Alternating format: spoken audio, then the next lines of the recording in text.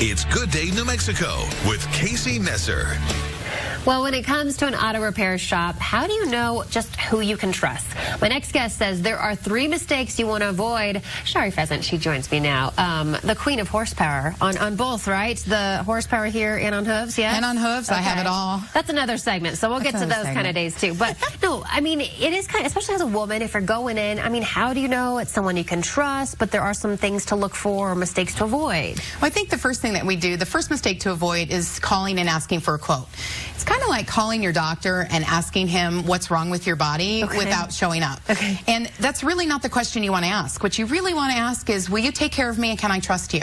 But we don't do that. So that's the first mistake. And so I urge you to go into the shop. In my book, there's things that I'm going to tell you to do to make sure you're finding the right shop, because there's a lot of them out there. And the second thing is, don't go to a dealer expecting that because they sell your car and they work on it that's the best. Oh, really? Okay. Yeah, because they want to sell cars first. Sure. And they want your car to last 5 to 6 years. Your payments are done, and now 7 years, right?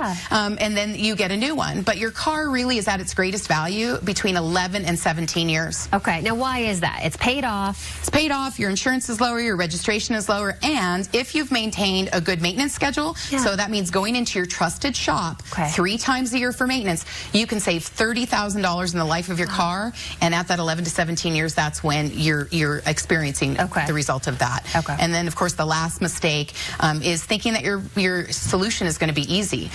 Casey, if you didn't go to the doctor for 2 years and you went in, there'd probably be more than one thing he'd want to. So that's kind of like your car. You want to make sure that you keep your maintenance schedule so it keeps you out of repair. $1,000 worth of maintenance saves $8,000 of repairs. Oh, wow. That number's huge. Okay. You know, comedian, my favorite, Jerry Seinfeld, says, if the human body were a car, we would never buy it. There's so much maintenance going on. But, you know, go over a few maintenance tips, things we need to look at. You know? Okay, so these are filters.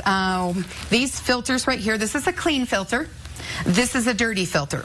So let's talk about the dirty filter, because this is what we see that are in cars within 60 to 90 days of driving. 60 to 90, so imagine the air that comes through here, Casey, now goes in your lungs. So would you rather have that? Or the clean one? That's a no-brainer. And you're only going to get that when you go in for maintenance. And how often do you say change the filter? Usually, it really depends on where you're at, but I would say about every 3 to 6 months you need to change your filters. Okay. And then we have a tire here. And so tires, you can't really see from the side that they're worn. Now, this is kind of a beat-up old tire, but you want to pay attention to the tread. Everyone should have a penny on hand, and when you take the penny, you turn it upside down, and if Lincoln's head, his hair is covered, you have enough tread on your tire. If it's not, you don't. And I want to caution that you can see the tread's good here, but if we flip this tire over, you've got some bad things happening right here. So you can't just look at one aspect of your tire, and this is something you can do about once a month. Probably not, it's going to fall over, not in the morning, but because you're all in a rush. But when you're home at night or on the weekend, take a penny, go out to your car, check a few things. How often rotating the tires? That also depends. Usually they last about, I'm going to say 50 to 80,000 miles is average, but it depends on how you drive. My son goes through them at about 25,000. All right. He's drifting. Okay, is he? Okay. Listen, pick up a free ebook if you go online, iamhorsepower.com/book or amastermechanic.com for links.